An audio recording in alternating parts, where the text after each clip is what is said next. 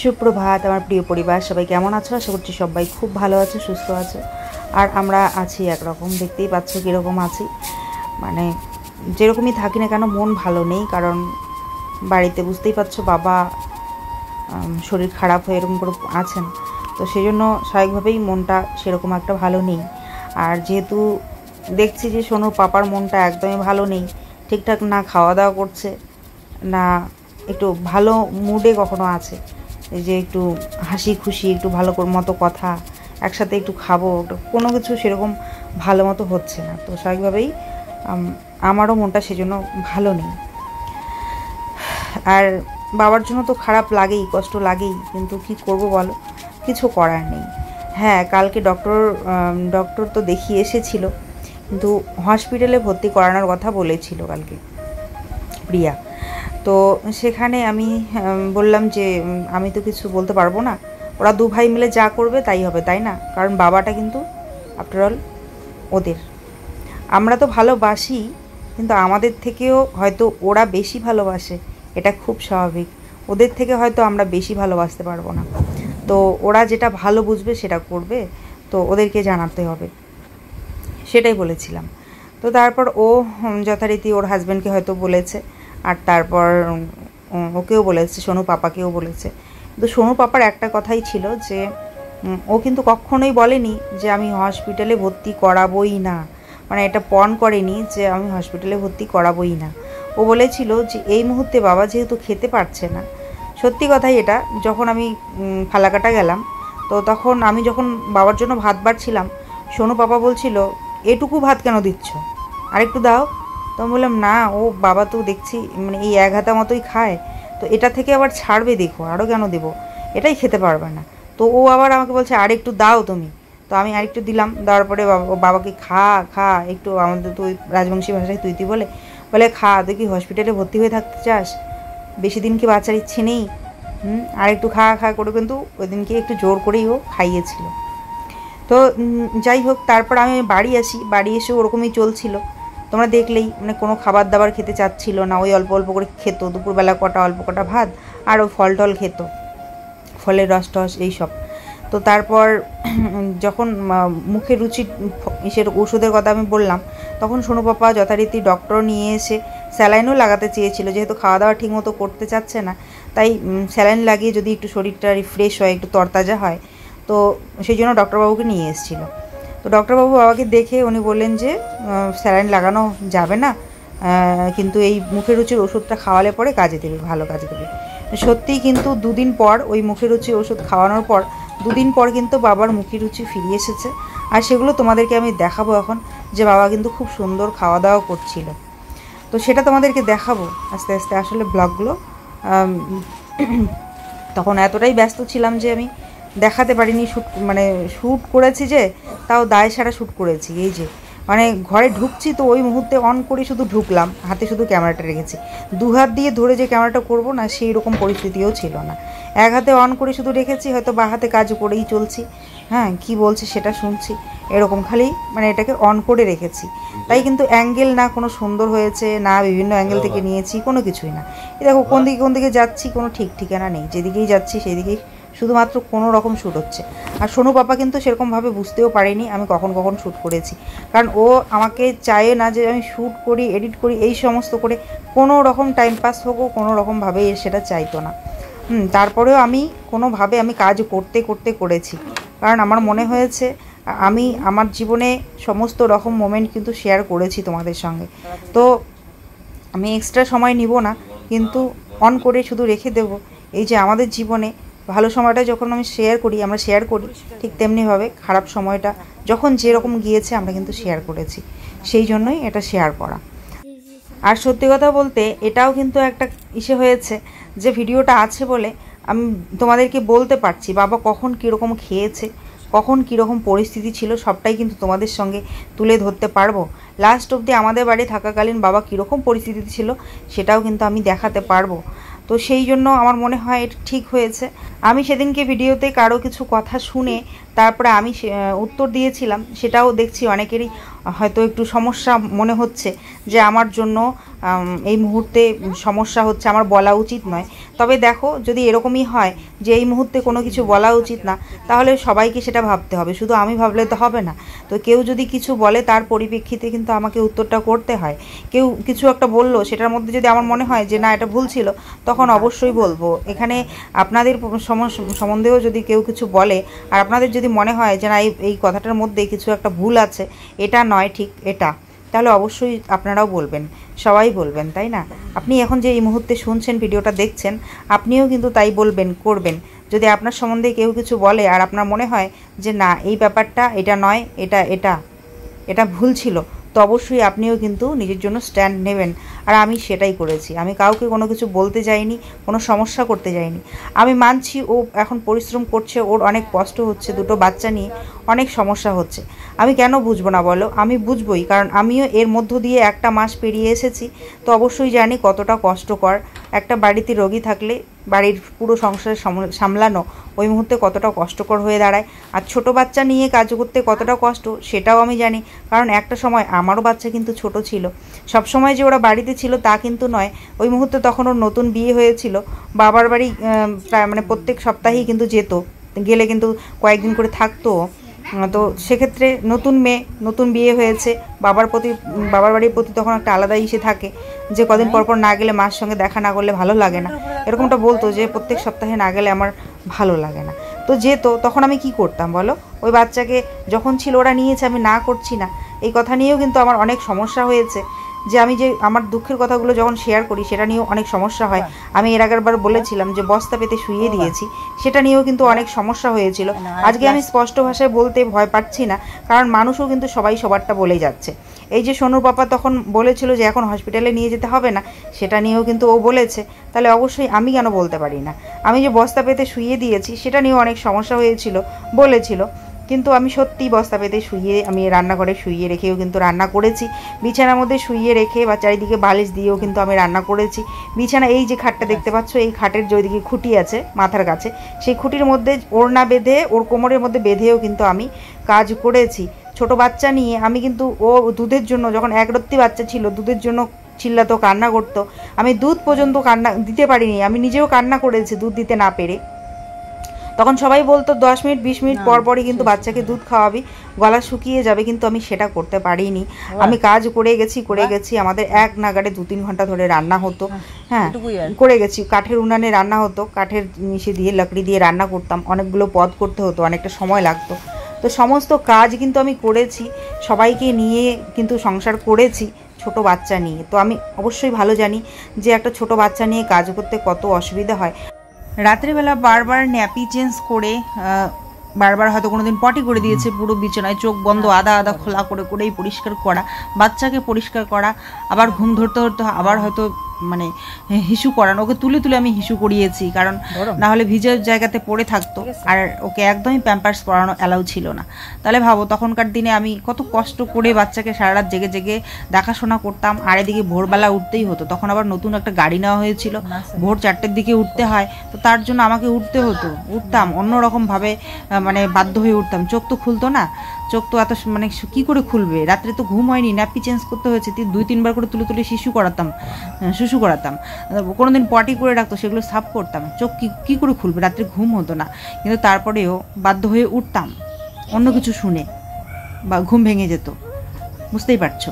তো সেগুলো শুনে শুনে আমাকে ঘুম ভেঙে যেত, আমাকে উঠতে হতো, আবার সারাদিন সেইভাবে লড়তে হতো, একটা যুদ্ধ করতে হতো, সারাদিন সংসারের যাবতীয় সেগুলো করতে হতো। তো আমি ভালো করেই জানি একটা ছোট বাচ্চা নিয়ে কাজ করা কতটা মুশকিল।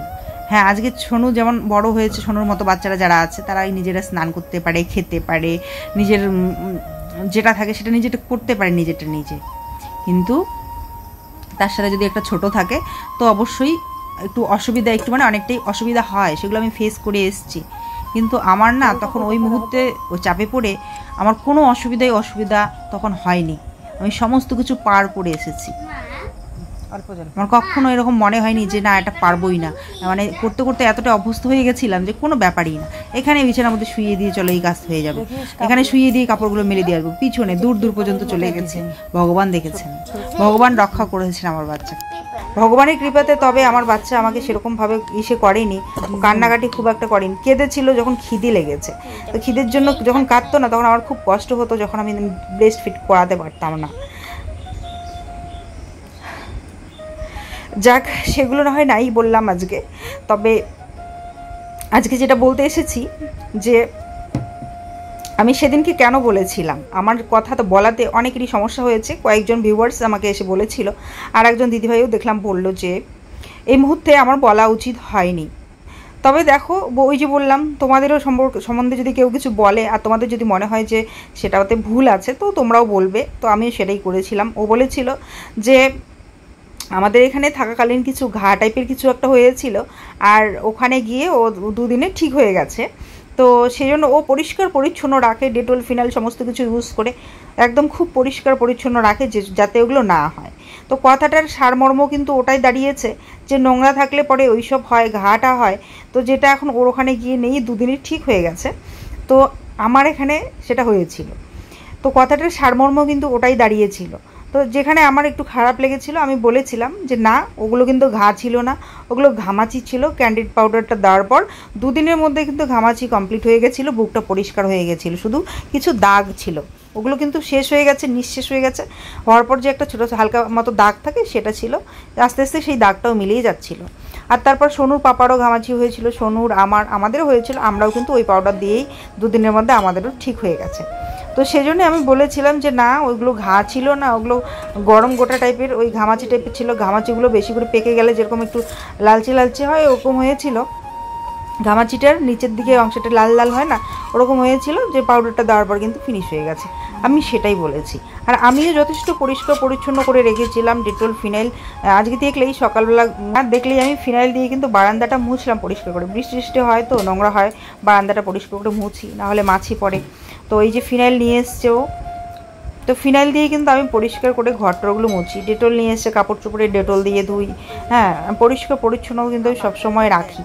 ঘর দৌড় বলো, জামা কাপড় বলো, বাবাকে মুছে দেওয়া হয়, প্রত্যেক দিন স্নান করানো হয়, পরিষ্কার পরিচ্ছন্ন করিয়ে দেওয়া হয়, ব্রাশ করিয়ে দেয়।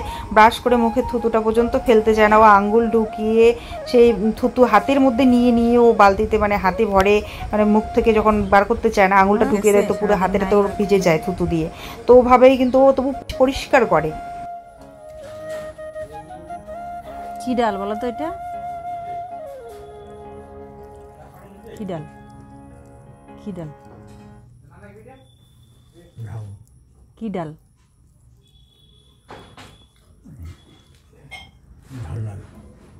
ভালো ডাল, ঝাল ডাল।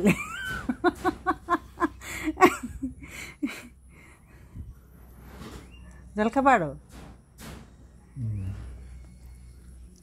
ঠাকুরের ডাল তোমার পছন্দ না?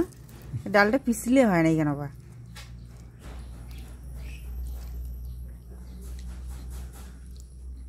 শক্ত ভাজা বেশি। এই মাসকলাইয়ের ডাল খেতে অনেক সময় লাগে, বাবা কিন্তু ভীষণ পছন্দ করে, আমি জানতাম। আর তার জন্য ভাবলাম যে আজকে যদি এটা দিয়ে বানিয়ে যদি বাবা ভালো করে খায় একটু, তোমরা বিশ্বাস করবে না, যেটুকু ভাত নিয়েছি 2-3 হাতা একদম পরিষ্কার করে খেয়েছে। ডালটা যদিও বা ভালো মতো সেদ্ধ হচ্ছিল না, এটা ভাঙার আগে আগে যখন ভেজে নেয়, তো ভাজাটা মনে হয় একটু বেশি হয়ে গেলে কিন্তু সেদ্ধ হতে চায় না, একদমই সেদ্ধ হতে চাচ্ছিল না। মোটামুটি সেদ্ধ হওয়ার পর আমি শিল নোড়াতে বেটে এটাকে কিন্তু গলিয়ে আবার দিয়ে তারপরে সেদ্ধ করে আরেকটু জল দিয়ে ফুটিয়ে নিয়ে ফোড়ন দিয়েছি। কিন্তু তারপরেও এই ডালটা বাবার এত পছন্দ না, এটাতে যদি লবণও কম হয়, মানে কম যদি হতো, আমি তো রান্না করে করে খাইয়েছিলাম, লবণ যদি কমও হতো, মানে কোনো যদি কমতিও থাকে, তারপরে ওই ডাল দিয়ে বাবা কিন্তু সুন্দর করে ভাত খেত যখন সুস্থ ছিল। তো আজকেও কিন্তু সুন্দর করে ভাতটা খেয়েছে। বাবা আমি কল্পনা আম খাওয়াই, আম আর সন্দেশ।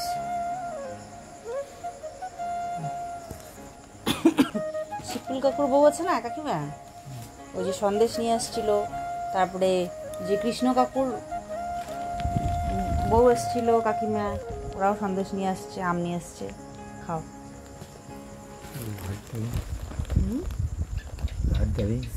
কারেন্ট ওই যে তার খারাপ হয়ে গেছে, তো তুমি টান দিছে বলে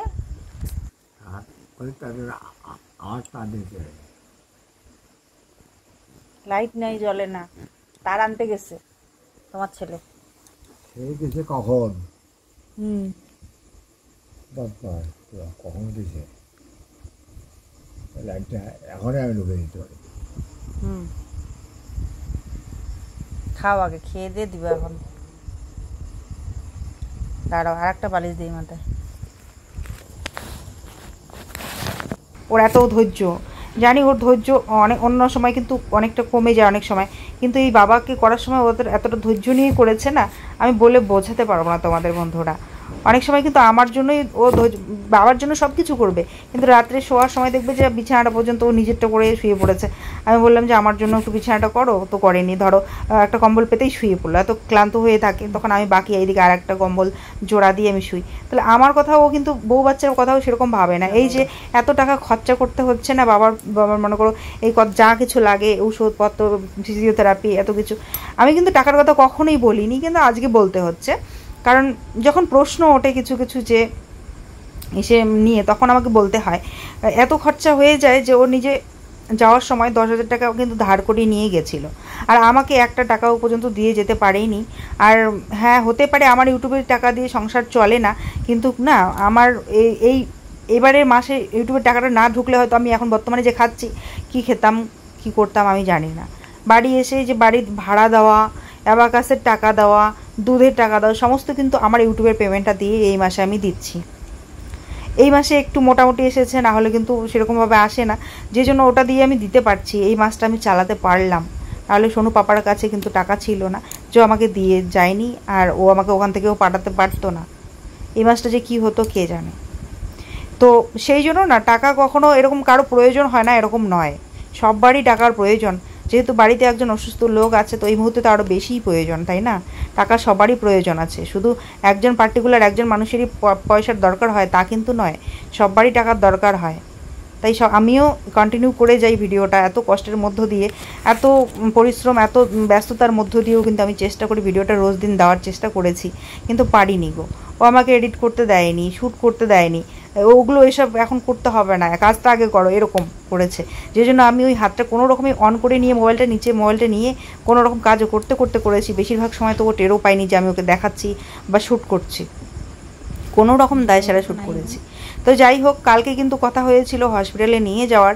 তো প্রথম অবস্থায় ওর কথা কী ছিল বলো তো, যে বাবার যেহেতু শরীরটা এখন খারাপ, খাওয়া দাওয়া ঠিকমতো করতে পারে না, এমন ডক্টর আগে দেখাবো যেখান থেকে বাবা আগে খেতে পারবে, শরীরটা স্ট্রং হবে, ভালো হবে, শরীরে অন্য কোনো সমস্যা আছে কিনা সেটাকে কিওর করবে, তারপরে না হয় আমরা স্ট্রোক বা প্যারালাইসিস যে প্রসেস আছে চিকিৎসা সেটা করব।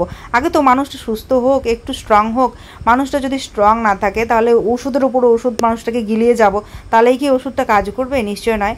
তো মানুষটাকে খাবে, একটু শরীরটা ঠিকমতো হবে, ওষুধটাকে ওষুধের তো একটা পাওয়ার থাকে, একটা সাইড এফেক্ট থাকে, তো সেই পাওয়ারটা সহ্য করার মতন ক্ষমতা তো লাগবে। তো তার জন্য লোকটাকে খাওয়া দাওয়া করতে হবে। তো যখন মানুষটা খেতেই পারছে না, তখন গাদা গাদা ওষুধ খাওয়ালেই কি মানুষটা ঠিক হবে? ওর কথা ছিল এটা, বুঝেছো?